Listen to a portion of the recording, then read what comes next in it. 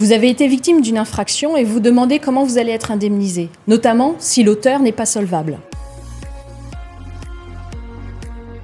Je suis Audrey Bernard, avocat spécialisé en réparation du dommage corporel et j'interviens uniquement aux côtés de victimes. En cas d'agression ou de blessures involontaires, en réalité, 2 procédures vont se mettre en place. Tout d'abord, une action que l'on appelle une action pénale qui s'intéresse à l'enquête et qui est menée par le procureur notamment et qui va déterminer si la personne est l'auteur. Va renvoyer devant un tribunal l'analyse des faits. À l'issue de cette procédure, il y aura une sanction pénale comme une peine de prison, une amende ou un sursis avec épreuve. Une autre action est possible en parallèle, l'action civile, qui elle s'intéresse à vous, à votre indemnisation. Et elle va être menée devant la CIVI. La CIVI est la commission d'indemnisation des victimes d'infractions. C'est une juridiction spéciale qui est gratuite et qui ne va s'intéresser qu'à vous. L'auteur ne va pas être là et ne connaîtra pas les échanges et notamment les séquelles, votre adresse et ce que vous vivez. Ce sera le fonds de garantie des victimes qui, lui, devra vous indemniser. C'est devant lui que vous allez discuter de vos séquelles et du montant de l'indemnisation que vous espérez avoir.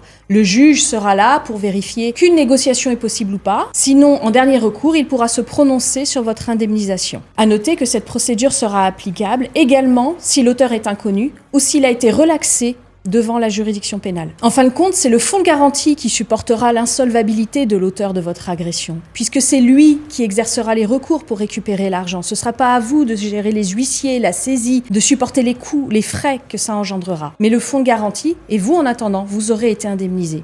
Parce que vous êtes la victime et qu'il est important de ne pas supporter les risques d'insolvabilité. Mais attention, cette procédure ne peut être intentée que dans des délais très courts. Il est important pour vous de consulter un avocat qui pourra vous diriger et vous conseiller vers la meilleure procédure. Ce n'est pas parce que le fonds de garantie des victimes est créé au titre de la solidarité nationale pour vous indemniser qu'il est votre allié. En réalité, il aura un comportement d'assurance et il cherchera à vous verser le strict minimum.